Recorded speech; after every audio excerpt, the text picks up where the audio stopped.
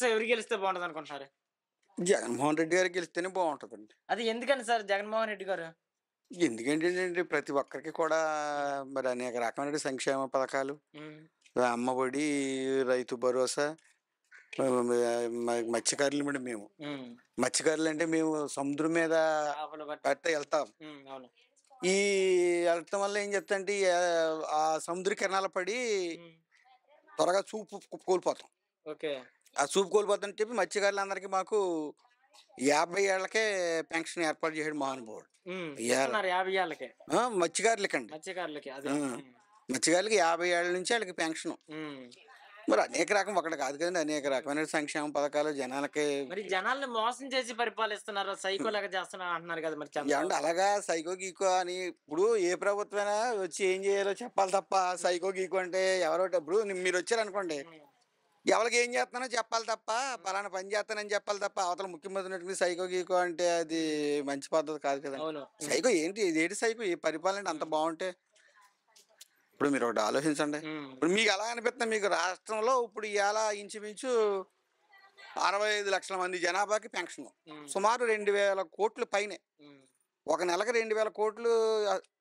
అసలు నాకు తెలిసి ఒక మాట చెప్పాలంటే నాకు 50 సంవత్సరాలు దాటేసినాయి, 54, 55 వచ్చినాయి. 55 ఏళ్ళు అనేక రకాల ప్రభుత్వాలు చూసాం, అనేక రకాల పార్టీలు చూసాం. నేను స్వతహాగా కమ్యూనిస్ట్ పార్టీని, కమ్యూనిస్ట్ నేను. ఆ తర్వాత వైఎస్ఆర్సీపీలోకి వచ్చినా నాకు పార్టీ సబ్జెక్టు కాదు. ఎన్ని పార్టీలు వచ్చినా ఎలక్షన్లో ఆ 4 రోజులు డబ్బులు ఎత్తమే తప్ప, 4 రోజులు తాగడానికి వేయడానికి, ఆ 4 రోజుల తర్వాత ఎత్తమే తప్ప ఎలక్షన్ వెళ్ళిపోయిన తర్వాత జనాల చేతుల్లో జనాల అకౌంట్లో డబ్బులు ఎత్తాలి ఏ ప్రభుత్వం మాకు తెలియదు. ఇప్పుడు ప్రతి మనిషి కూడా 1 లక్షో 2 లక్షలో లబ్ధి పొందినోడే ప్రతి ఇంట్లో కూడా. గవర్నమెంట్ ప్రతి మనిషి కూడా 2 లక్షల నేను ఉందండి, నాకు పెన్షన్ వస్తుంది. మా భార్యకి ఏమో 40 సంవత్సరాలు 40 ఆ డబ్బు వస్తుంది. మళ్ళీ నేమో డ్వాక్రా రుణమాఫీ వస్తుంది. ఇంకేంటి ఇంకేమి ఎవరి నట్టుకు చెప్తాడు. పథకాలు అవసరమా అంటున్నారు. అవసరం కాకపోతే ఏంటంటే నాకు తెలియగడతాను. ఇప్పుడు ఒక్క మాట డబ్బులు మీరు అలా కదా, మీకు అలా చెప్తే ఇప్పుడు ఒక మనిషికి 1 లక్ష రూపాయలు ఇచ్చేస్తేనే వాళ్ళు అంత సోమరపోతులు అయిపోతారా? ఎందుకు అయిపోతారా? వాళ్ళ దగ్గర లక్షల కోట్లు ఉన్న వాళ్ళు వాళ్ళు తింటే సోమరపోతులు ఎవరు తప్ప, ఒక మనిషికి 1 లక్ష రూపాయలు ఇస్తే మేము సోమరపోతులు అయిపోతాం. అదేం అది మరి చంద్రబాబు నాయుడు ఇప్పుడు ఎలా చేస్తానంటాడండి? ఇప్పుడు ఆ పథకాలు నేను ఎందుకు కొనసాగిస్తాను అంటున్నాడు. మరి ఆయన అంటేనేమో అసలు ఆయన నమ్మచ్చా అలాగంటేనా? మీరు అసలు ఆలోచించుకోండి. ఏంటంటే పార్టీ రకంగా కాదు, వీళ్ళందరూ కూడా మాట నిలకలేనటువంటి వాళ్ళు. వీళ్ళకి మాట మీద ఇది లేదు, మాట మీద ఇది లేదు అలాగే. ఏం చెప్తాండి ఆవిడ అభిమతం అది ఎందుకని మరి అలా అన్నదమ్ములు ఇద్దరికి వేరే రకంగా ఉన్నాయని తప్ప ఆవిడ కూడా అసలు నా తిరిగెడతానండి. ఒక్క మాట గుర్తేసుకోండి, వాళ్ళ నాన్న మీద చనిపోయిన వాళ్ళ నాన్న మీద ఛార్జ్ షీట్ దాఖలు చేస్తే ఆవిడ మళ్ళీ కాంగ్రెస్ పార్టీలోకి వెళ్ళటం అంటే ఇప్పుడు జనాలు అందరూ గ్రహించారండి, ఇది వరకంటే గ్రహించరు. ఇప్పుడు ప్రతి మనిషి ఎడ్యుకేట్ అయ్యాడు. 3000 రూపాయలు పెన్షన్ తీసుకుంటే నేను, లేకపోతే 1,50,000 2 లక్షలు వస్తేనే దాంతో సోమరపోతలు అయిపోవటం. ఇప్పుడు 1 లక్ష రూపాయలు ఈ 5 సంవత్సరాలకే 1 లక్ష ఇస్తున్నారు అనుకోండి జగన్మోహన్ రెడ్డి, ఇప్పుడు 1,50,000తో సోమరపోత అయిపోతాడు ఏంటి? ఎవరు కదా ఎవరికాడ వాళ్ళ అవసరాలు. అమ్మఒడి ఇవాళ పిల్లలు ల్యాప్టాప్లని, అమ్మఒడి, అనేక రకాల పథకాలు అసలు ప్రతి ఒక్కడికి కూడా అందుబాటులో ఇస్తే ఇంకా జనం అర్థం చేసుకోకపోతే.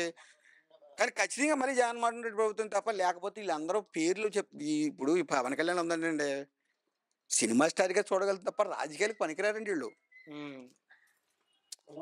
ఎందుకంటే రాజకీయాలు పనికిరారంటే వాళ్ళకి రాజకీయ ఇది లేదు వాళ్ళ దగ్గర, రాజకీయ అనుభవం లేదు, రాజకీయ ప్రసంగం లేదు వాళ్ళ దగ్గర.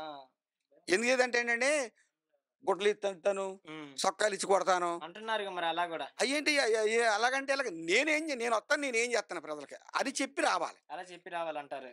అంతే తప్ప అక్కడ కొడతాను, ఈయన కొడతాను, జగన్మోహన్ రెడ్డిని కొడతాను, రేపు పొద్దున్న నువ్వు ముఖ్యమంత్రి తంతాను కొట్టలేదు అంటే బాగుంటుందా?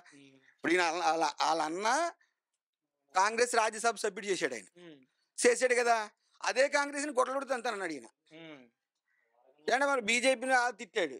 ఎందుకంటే ఆయన సినిమాలు చేసుకోక ఎందుకు వచ్చిందండి? భీమవరంలో మళ్ళీ పోటీ చేసి గెలిచే అవకాశం లేదంటారు. అసలు సమస్య లేదు, మళ్ళీ గాంధీ వస్తాడు. ఎందుకని సార్ అంత నమ్మకం ఎమ్మెల్యే గారి మీద? ఆయన పనులు బాగుంటాయండి. ఎమ్మెల్యే అందరికి ఇప్పుడు ఏమంటే పడతానంటే పెడతానంటే ఆయన ఏం చేస్తాడు, వెళ్ళి వెంటనే ఆపేదంగా పాగంతాడు. నీకేంటంటే వెంటనే ఊ అంటాడు, అవి పని నేను ఊ అంటాడు. ఇప్పుడు సారా ఏమంటే మందు పెంచారు అవి పెంచారండి మంది ఎవడ తాగమన్నాడు డబ్బు ఎక్కువ ఉండి తాగుతాడు ఎవరు పెంచలేండి కారు అయ్యి రోజంతా కష్టపడి సాయంత్రం తాగడానికి అవునండి అప్పుడు తగ్గించుకో ఇప్పుడు రోజు వెయ్యొస్తుందిగా ఇప్పుడు రోజు వెయ్యొస్తుందిగా ఇది ఇప్పుడు ప్రతి కూడా సంపాదనలని బేరేజ్ వేసుకుంటే వెళ్తాయి నీ చిన్నతనంలో నువ్వు పుట్టినప్పుడు నాకు 400 జీతం ఇప్పుడు 1000 రూపాయలు జీతం మారిందిగా మరి నువ్వు పుట్టినప్పుడు ఎలాగే ఉన్నావు నువ్వు పుట్టినప్పుడు కెమెరాలు ఇచ్చింది ఎవరు వచ్చారు ఇక్కడ ఎవరు రాలేదు ఇప్పుడు వచ్చారు అందుచేత ప్రభుత్వాలు ఏ ప్రభుత్వం అయినా సరే పేదలని ఇచ్చిన వాగ్దానాలు కరెక్ట్ గా అమలు చేసినటువంటి వ్యక్తి ఒక జగన్మోహన్ రెడ్డి. అయితే ఈసారి ఎన్ని సీట్లు వచ్చే అవకాశం ఉంది అనుకుంటా? అసలు పోయినట్టు అంటున్నారు కానీ మొన్నటి సీట్లకి మట్టి ఏ రకంగా తగ్గమంటారా? ఎలా ఉంది జగన్ గారి పరిపాలన అంతా బాగానే ఉందండి. మంచి జరిగింది జగన్ గారి పరిపాలన. నాకు 18,000 వేస్తున్నాడండి. మాకంతా డబ్బులు జగన్ గారు ఏమైనా ఇస్తున్నారు మరి? ఇంకా ఇప్పుడు వరకే మా అమ్మఒడి మా మనవాళ్ళకి వస్తుంది, మగవాళ్ళకి డోక్రాలు వస్తున్నాయి, అన్ని బాగున్నాయండి. ఆయన వస్తేనే బాగుంటది మళ్ళీ ప్రభుత్వం. చంద్రబాబు గారు అవన్నీ వస్తుందేనండి. 10,000 పసుపు కుంకుమ కింద 10,000 వేసి సాయంత్రం ముంచి లేపేసాడు, 60,000 వడ్డీ చేసాడు మాకు. ఆడవాళ్ళకి బస్ ఫ్రీ అంటున్నారు మరి, ఇంకా అవన్నీ ఉత్తిదేనండి. మేము నమ్మమండి. మాకు జగనన్న వస్తే కావాలి, మాకు జగనన్నే మళ్ళీ వస్తాడు. వాలంటీర్లు పెట్టారు కదా, వాళ్ళు చాలా బాగా చేస్తున్నారండి. లంచాలు తీసుకుంటున్నారు, ఎవరు అసలు రూపాయి కూడా తీసుకుంటే అన్నవాడు అది ఏదో తప్పకుండా అదేదో కుట్ర పని అంటవే గాని మా వాలంటీర్ ఎవరు రూపాయి తీసుకోరండి. మాకు బాగుంది. ఎమ్మెల్యే గారు మీ ఊరు వస్తారండి, గంధసీన్ గారు. మేము చెప్తే చేస్తారండి. మాకు ఇటు వరకు రోడ్లు లేవండి, ఇప్పుడు రోడ్లు వేసారు. మరి పవన్ కళ్యాణ్ గారు ఈసారి పోటీ చేసి ఎక్కడికి వెళ్ళారు? ఆయన వాళ్ళు ఎవరో గట్టి తినే వాళ్ళు లేస్తారు, మేము వేయమండి. చెప్పేస్తున్నాను, నేను జగనానికే ఇస్తాను.